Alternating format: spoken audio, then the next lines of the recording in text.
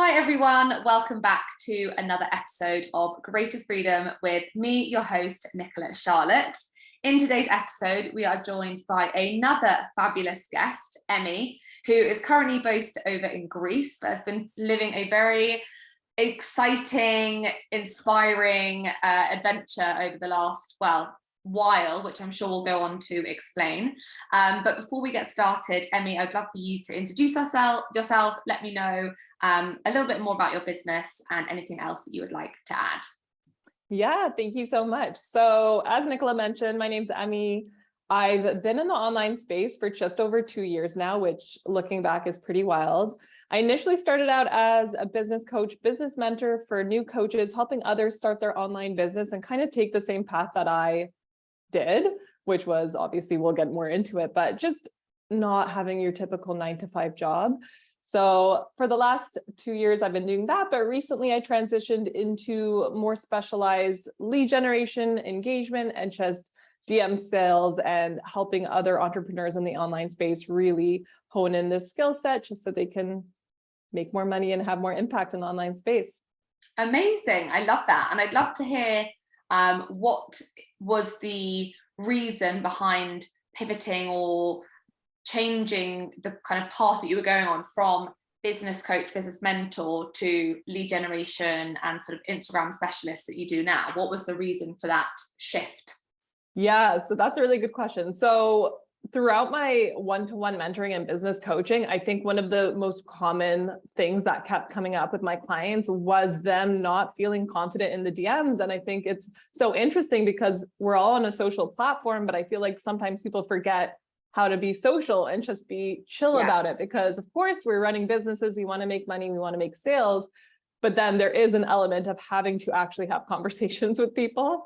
So when I would finish up with one of my one-to-one clients, or actually many of them, they would just ask, like, I want some ongoing support for this.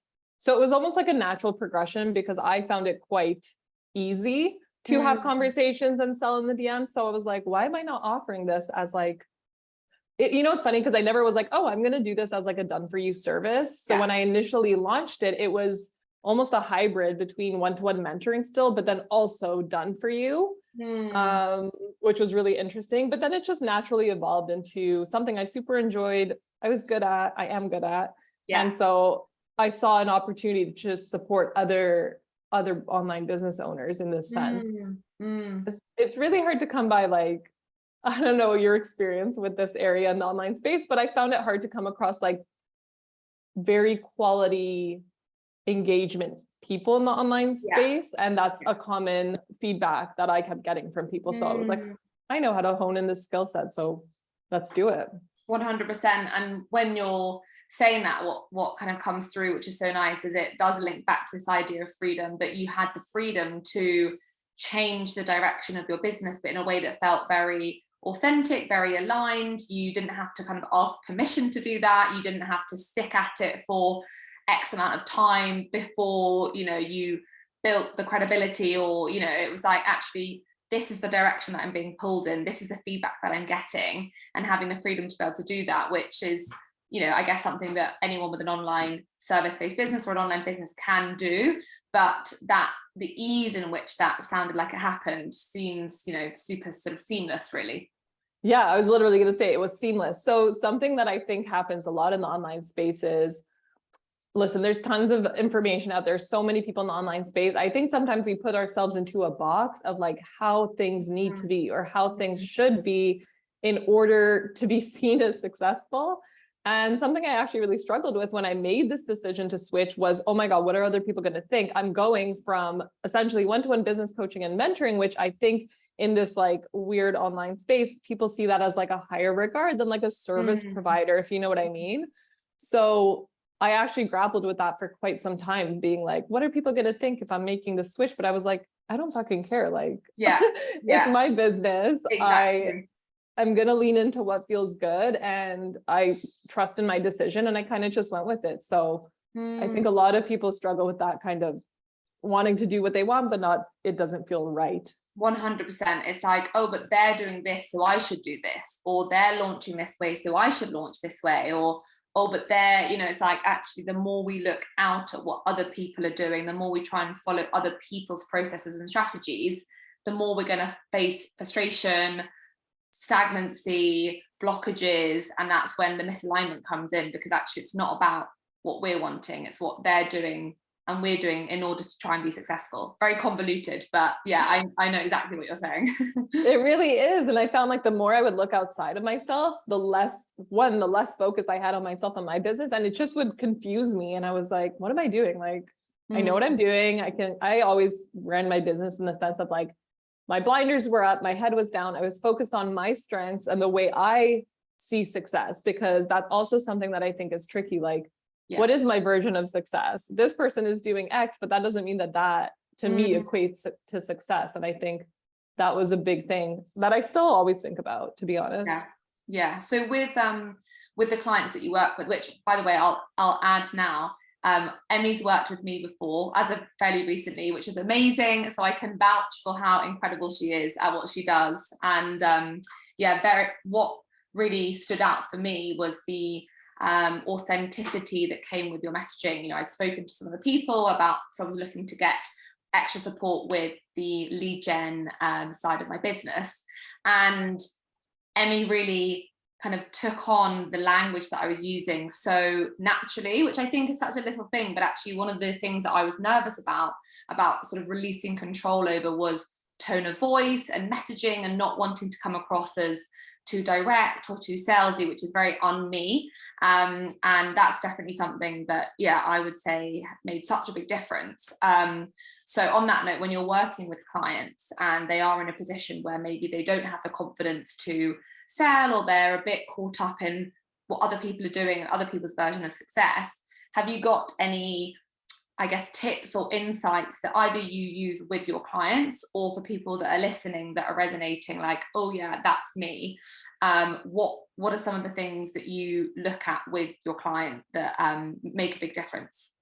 Yeah. So something that I think is always really useful is, and it sounds silly, but it's just having that self-belief and trust within yourself, which we all do have some of it, but then that second guessing comes in.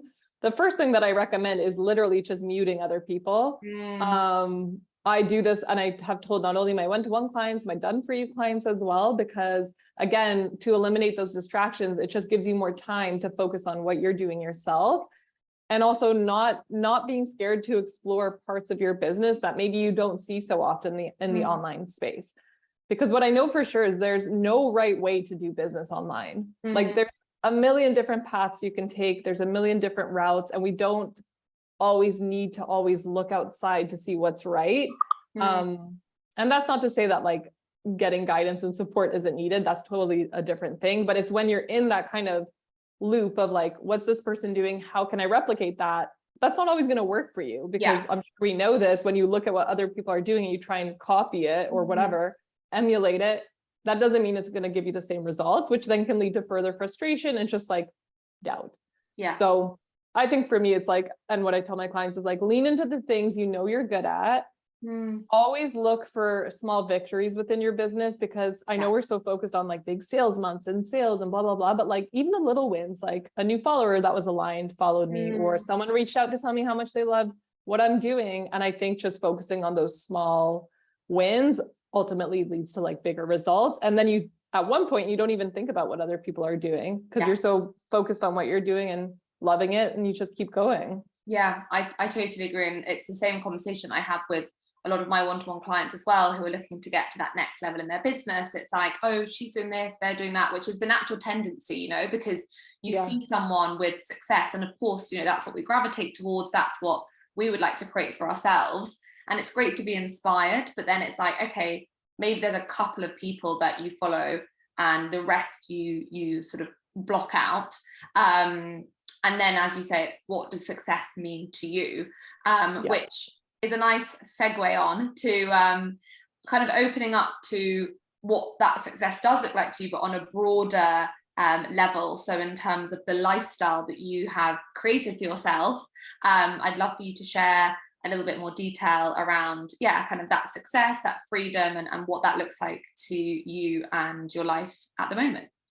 Yeah. So something that I think is wild to me when I think about it still is when I started my online business, I didn't start it to make tons of money. I started it because I was really unhappy with the lifestyle I had. So I was a teacher for 8 years. I was doing your typical, like, 9 to 5, even longer hours. And I used to think to myself, there has to be more out there. Like, this can't be what life is. I found it to be really restricting. So when I started my online business, the main goal was I want to leave my 9 to 5 because I want more freedom. I just didn't agree that, like, I had to ask for time off, or like I couldn't take sick days, or just like all of these things. So then when I started my business and I saw what was possible just from doing the mindset work and just showing up every day and being consistent, that's when it led to like my bigger life visions that I actually didn't even anticipate happening. So my husband and I used to live in Canada. I'm sure the listeners don't know that, but we used to live in Canada, and we recently moved from Canada to Greece, which is why we're based here.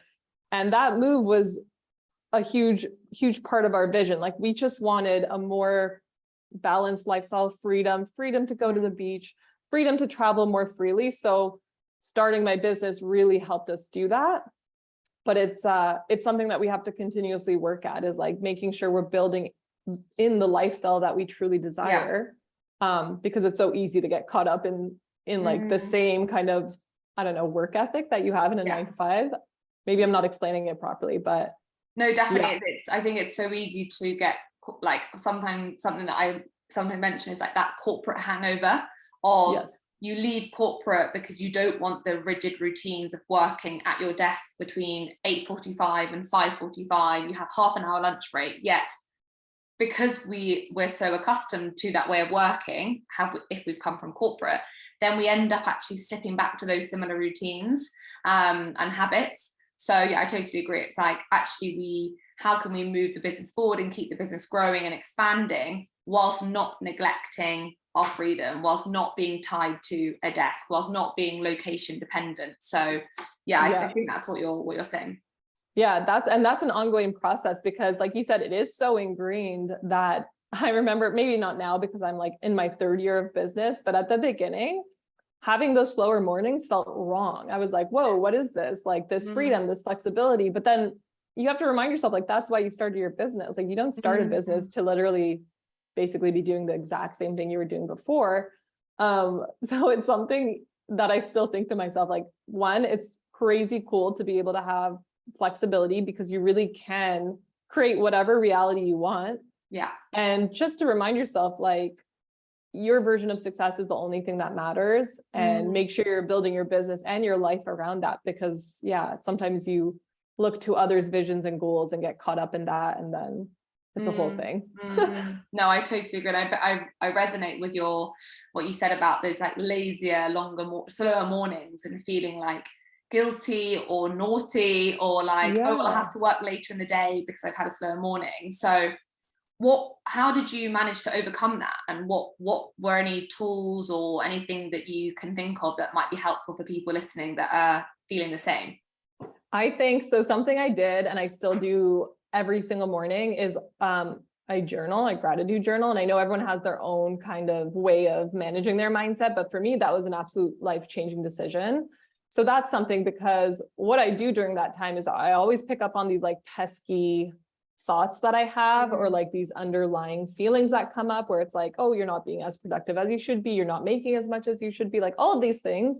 And I think managing my mindset that way has really, really helped. And just the continuous reminder of like, always challenging like what success means. I know I keep saying it, but it's so true. Yeah, it truly is like the core of it, because everyone has their own version of what that means. But if you don't stop continuously to check in with yourself, you can kind of lose that. And then you don't really know what you're working towards. So I would say just being mindful of your mindset, not looking outwards at others, and just like, for me, a huge thing I wanted was flexibility in my day, and now I have it. But it's like reminding myself that those slower mornings come with that lifestyle you've been striving for. Like, this is what you ultimately are working towards. So don't feel guilty to enjoy it, right? Yeah, it's so important, because coming from corporate, which I feel, a lot of people who are in the position that we're in now have, the clearest signal and metric of success was either how much you were earning or your title,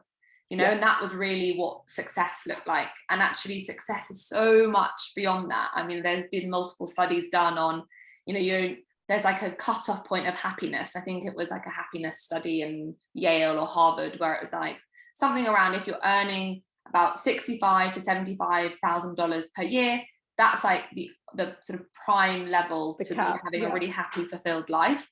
And of course, you know, you could argue that more money opens you up to more opportunities, more travel, more experiences, etc., etc. But it doesn't lead to more happiness, as we all know. So actually, success in terms of, I get to take a random Wednesday off and book a spa day. I get to, you know, order whatever I want from the menu. I get to go to the beach and then chat to clients via Voxer whilst I'm sitting in the, you know, by the ocean. That is successful to me. You know, that's like, but it can be hard to get caught up in that, because you see other people talking about their money wins and X, Y, and Z that they're doing. And, you know, it's like, we have to keep reminding ourselves, this is our life, is our business. What is it that we want to create? What does success look like to us? And what does freedom look like as well? Yeah, no, that's huge. I think like you have, it's such a blessing to have your own business, because you do truly get to do whatever you want. But then it also comes, you know, like anything, pros and cons, but like, especially in the online space, there's so many people out there, and you will always be able to find someone who's doing something differently than you, or like what you might think is better than you. But like, where do those thoughts come from? Like, who's to say that that's a better version of what you currently have? So I think the biggest thing is like checking in with yourself. Just understand that like there is no one right way to build business. Do what feels aligned for you, and like be very conscious of what you're consuming as well, because what we consume obviously becomes part of us and our thoughts. So yeah, no, love that. And I totally agree. And it's a good reminder, you know, I think even just having this conversation, it's like, oh yeah, maybe I'll do a little check-in with myself of what it is that I'm looking for and what success looks like. So thank you for sharing. And so as you've been traveling around, I know you're in Greece now, but you've been different parts of Europe, you're in the UK, you're heading further afield, other side of the world, towards the end of the year. So that's obviously a real example of the freedom that you've created in your business. Whilst your business continues to grow, you're still exploring the world. So how do you ensure that freedom isn't kind of neglected as your business grows and as you continue to travel? That's a good question.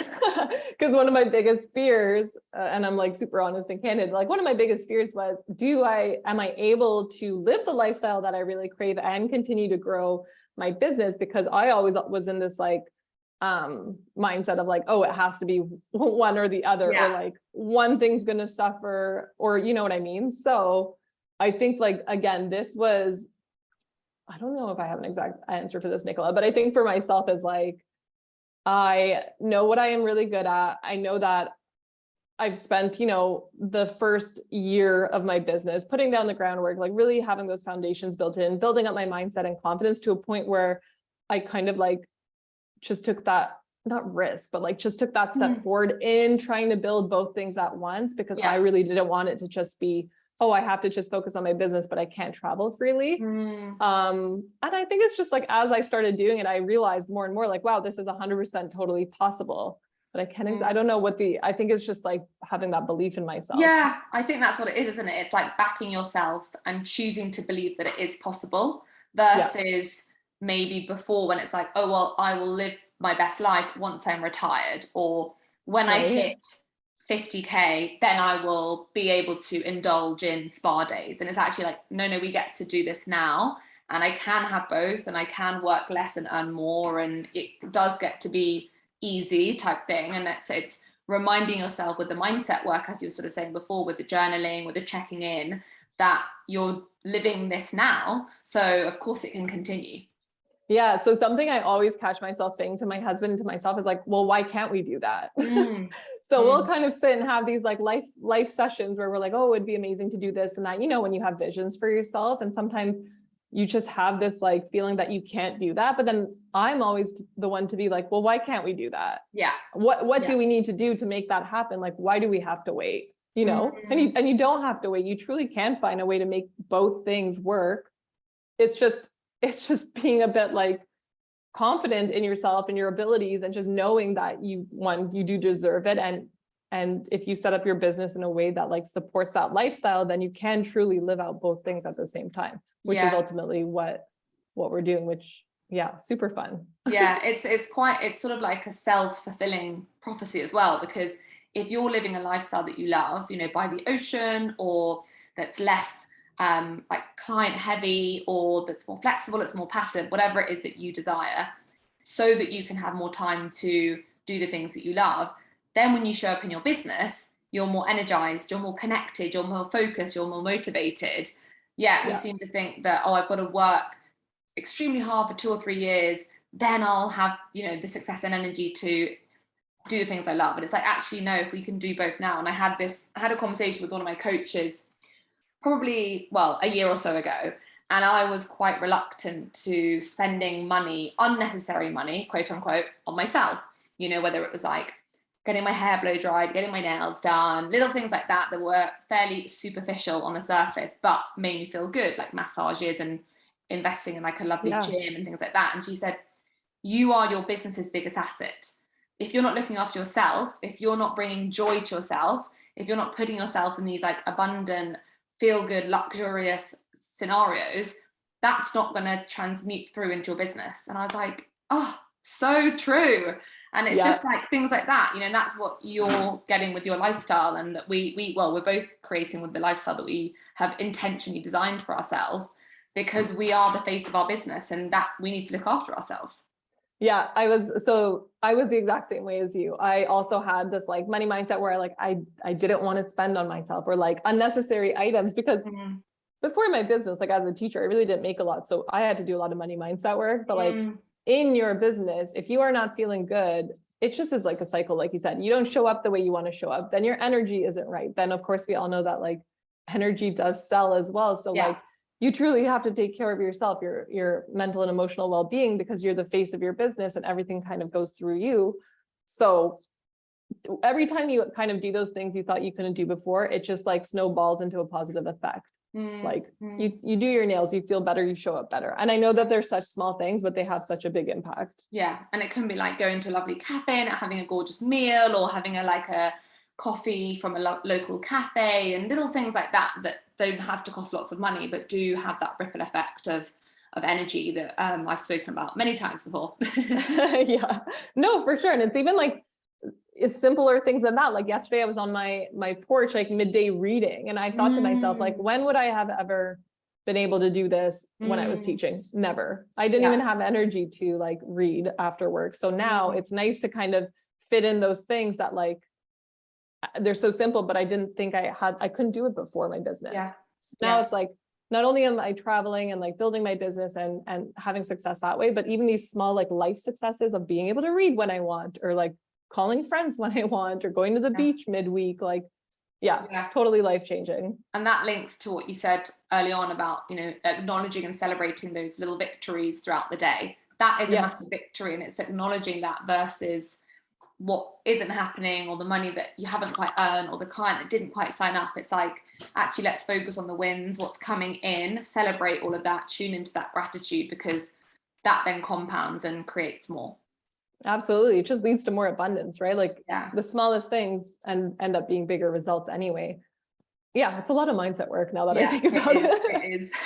Which leads me on to my last question. So aside from mindset work, what are a couple of the biggest lessons that you've learned from your business journey so far that might be helpful to share with listeners, whether that's specifically linked to creating a lifestyle that is fulfilling and exciting, whether it's in terms of business and being adaptable, anything that you'd like to share? Yeah, wow. What lessons haven't I learned from starting my business? First and foremost, I think something that it's important to know, and I didn't know this going into business, is it's one of like the biggest personal development journeys you'll go on, whether you intend it to be or not. I think that like being committed to doing the work is important, and knowing that when you step into your business that like you will face challenges. That's like inevitable. You are going to have I don't like calling them failures, but like setbacks or things that don't go your way. And it's like not looking at them as a failure per se, but more so like, okay, that was a learning experience. What can I pivot and do differently? Because you're always learning, you're always going to evolve. And I think just staying true to like what really lights you up is important as well, because that will ultimately lead you to creating the business you want, which in my experience then helps you build the lifestyle that you ultimately want. Like that was kind of my journey. So I think it's just like being committed to the process, doing the mindset work, and not taking things too hard when they don't go your way, and picking yourself back up. Yeah, no, I love that. It's like remembering that it's a long-term game, you know? Yes. It's like, it's one setback, one failed launch, you know, less signups than you'd hope, one product, you know, not selling as well as you. It's like, that's a tiny little chapter in a massive big book, and that's fine. We learn from it and we carry on. And everyone goes through it, by the way. Like, I know the online space, you don't always see behind the scenes, you know, it does feel like a very big highlight reel. And while yes, it is, there's tons of wins and highlights to go around. Don't forget that like everyone has their own set of like setbacks, whether you see it or not. So just keep that in mind, because again, I think it's easy to look around and be like, oh my God, everyone's smashing it, everyone's killing it. And while yes, there are people that are doing that, it also comes equally with like, you know, bad days or setbacks or mindset work that needs to be done. So we're all on a journey, and it's just like, it's very interesting. Yeah, I agree. Good reminder. Well, thank you so much for joining me. For anyone that might be interested in your services or finding out more about what it is that you do, where can people find you?